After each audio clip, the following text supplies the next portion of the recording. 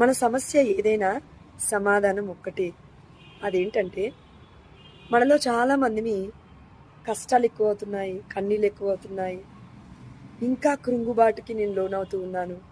నిరాశ నిస్పృహకి నేను వెళ్తున్నాను. అయితే ఈ సమయంలో కూడా నేను ప్రార్థన చేస్తున్నాను.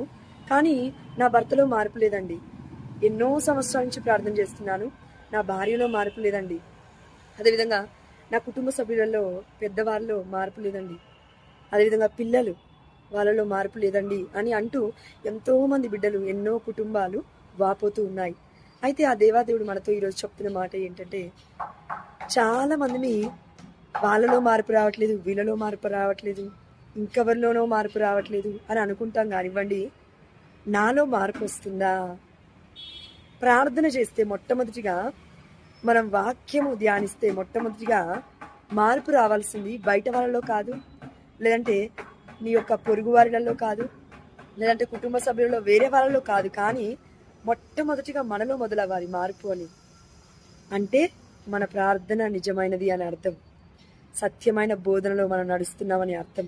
మొట్టమొదటిగా మనలో మార్పు రాకుండా వేరే వాళ్ళని మార్చడానికి మనం ప్రయత్నించినట్లయితే అది విఫలం అవుతుంది, సఫలం అవ్వదు. ఎందుకంటే పరిశుద్ధాత్మదేవుడు ఎప్పుడైనా సరే మొట్టమొదటిగా మనల్ని మారుస్తాడు. మన ద్వారా మన కుటుంబ సభ్యులలో మార్పును తీసుకువస్తాడు.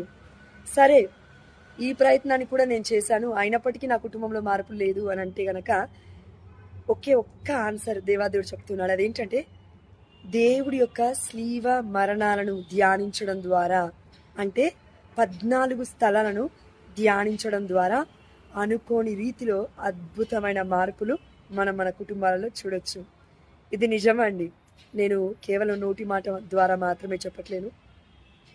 ప్రతి మంగళవారం, ప్రతి శుక్రవారము 14 స్థలాలు ధ్యానించడం ద్వారా నా కుటుంబంలో ఎన్నో మార్పులు నేను చూశాను. కాబట్టి దయచేసి విశ్వసించండి. ఎందుకంటే మనకి నిగ్రహ శక్తి కావాలి. మనం మారాలన్నా, మన భర్త మారాలన్నా, పిల్లలు మారాలన్నా పాపం వాళ్ళేం చేయలేరండి. దుష్టుడు బాణాలను విసురుతూ ఉన్నాడు. ఆ బాణాలను తట్టుకోవడానికి కావాల్సిన శక్తి మనకి దేవుడి యొక్క శక్తి, వాక్యము. ఈ వాక్యం కూడా మనలో చాలామంది చదవలేకపోతూ ఉన్నాము. ఈ వాక్యం చాలామంది మనం వినలేకపోతూ ఉన్నాము. ఈ సమయంలో ఎవరికో మనకి ఇక్కడ రైట్ సైడ్ కుడి భాగాన కడుపు నొప్పితో బాధపడుతూ ఉన్నారు. ఆ దేవాతి దేవుడు యేసు నామములో మీకు స్వస్థతను, విడుదలను దయచేసి ఉన్నాడు. ఆమేన్, హల్లెలూయా. దీన్ని బట్టి దేవుడికి మహిమ చెల్లిస్తూ 14 స్థలాలు ధ్యానించడం ద్వారా యెషయా గ్రంథం 53వ అధ్యాయం 5వ వచనంలో దేవుడి యొక్క శ్రమలు, మరణము ద్వారానే మనకి స్వస్థత, మనకి విడుదల